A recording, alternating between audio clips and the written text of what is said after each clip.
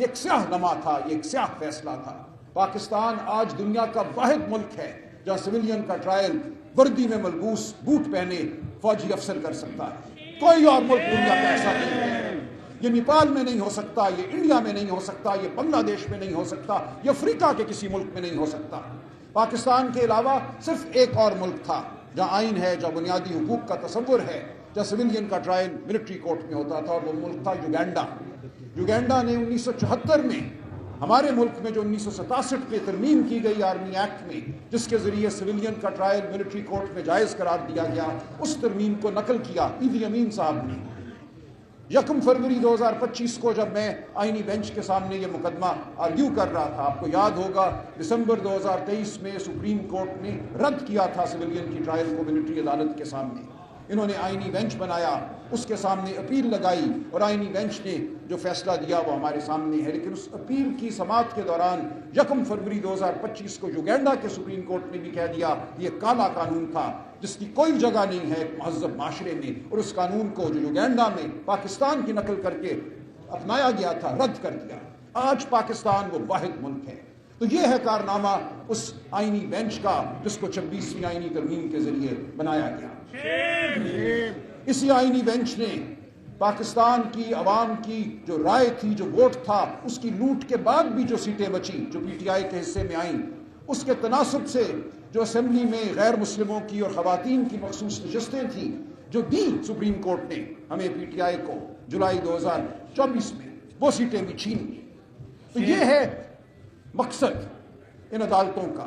آئینی بینچ کے ذریعے وہ مقصد حاصل کیا گیا، لیکن خون کی جو لالچ ہے، جو حرص ہے، جو اس نظام کو اب لگ چکی ہے، وہ شاید ابھی پوری نہیں ہوئی تھی۔ اس آئینی عدالت کا مقصد اس کے سوا کچھ بھی نہیں ہے کہ چن چن کے وہ لوگ اس عدالت میں بٹھائے جائیں جن کے ذہن مغلوب ہیں، جن کی روح مغلوب ہے، جن کے جسم جھکے ہوئے ہیں۔ آپ دیکھ لیجئے، وزیر اعظم کو اختیار دیا گیا کہ پہلا چیف جسٹس وہ مقرر کرے، پھر یہ کہا گیا کہ وزیر اعظم اور وہ پہلا چیف جسٹس باقی جج صاحبان مقرر کریں گے۔ کوئی اور پروسیس نہیں۔ ہم نے جو جنگ لڑی، اس ایوان نے، اس ہاؤس نے وہ جنگ لڑی، ہم نے دہائیوں پر محیط جنگ لڑی کہ تقرری ججوں کی کیسے ہوگی، تاکہ ہمیں وہ جج ملے جو جابر کے سامنے کھڑا ہو سکتے ہیں، جو سچ بات کہہ سکتے ہیں۔ اس پورے نظام کو، دہائیوں پہ پھیلے ہوئے نظام کو ملیا میٹ کر دیا گیا ہے۔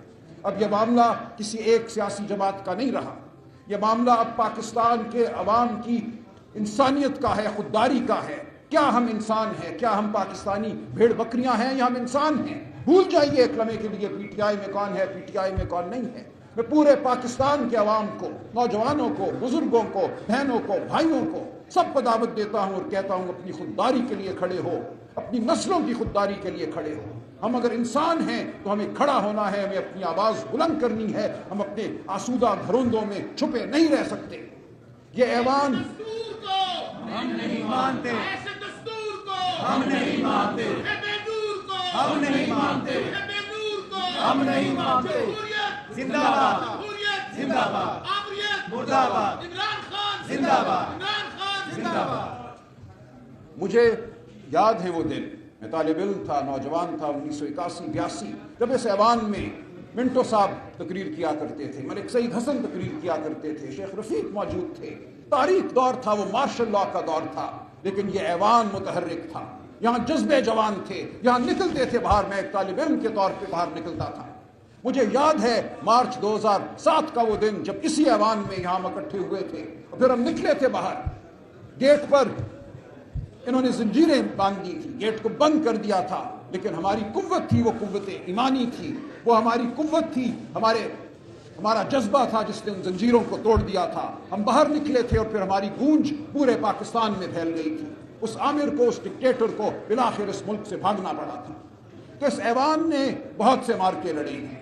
یہ ایوان ہمیشہ قوم کا ضمیر رہا ہے۔ اس ایوان سے جو آواز اٹھی ہے وہ پورے ملک کی آواز بنی ہے۔ کل بھی وکلا زندہ تھے، آج بھی وکلا زندہ ہیں، کل بھی وکلا زندہ تھے، آج بھی وکلا زندہ ہیں۔ گرتی ہوئی دیواروں کو ایک دھکا اور دو، نام و باغی نام غدار، قیدی نمبر 804۔ تو میں آپ سب سے ایک بار پھر اپیل کرتا ہوں کہ اب وہ وقت آ گیا ہے، ایک بار پھر وہ وقت آ گیا ہے۔ یہ ماتم وقت کی گھڑی ہے، لیکن یہ گھڑی صرف ماتم کی نہیں ہے، یہ غیظ و غضب کی گھڑی ہے۔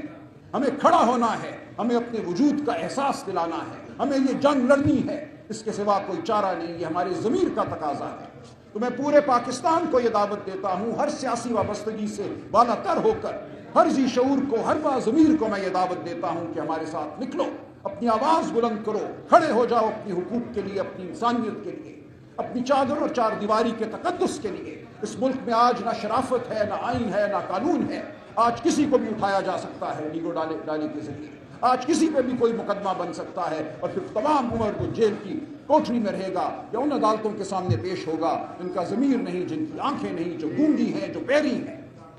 تو آج ہمیں فیصلہ کرنا ہے، ظلمت ایک طرف ہے، روشنی دوسری طرف ہے۔ اتنی واضح تفریق شاید ہماری تاریخ میں کبھی بھی نہیں تھی۔ ہم جانتے ہیں سچ کیا ہے، ہم جانتے ہیں جھوٹ کیا ہے۔ آج اگر ہم خاموش رہتے ہیں تو ہم جھوٹ کے طرفدار کہلائیں گے، ہم ظلمت کے طرفدار کہلائیں گے۔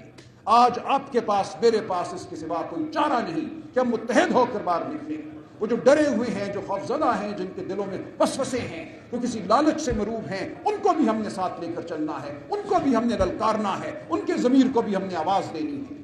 تو میں آپ سب سے گزارش کرتا ہوں کہ ہمارے قدموں کے ساتھ اپنے قدم ملائیے، ہماری آواز کے ساتھ اپنی آواز ملائیے۔ ہم یہ فیصلہ کر چکے ہیں، اپنے بچوں سے ہم یہ وعدہ کر چکے ہیں کہ ہم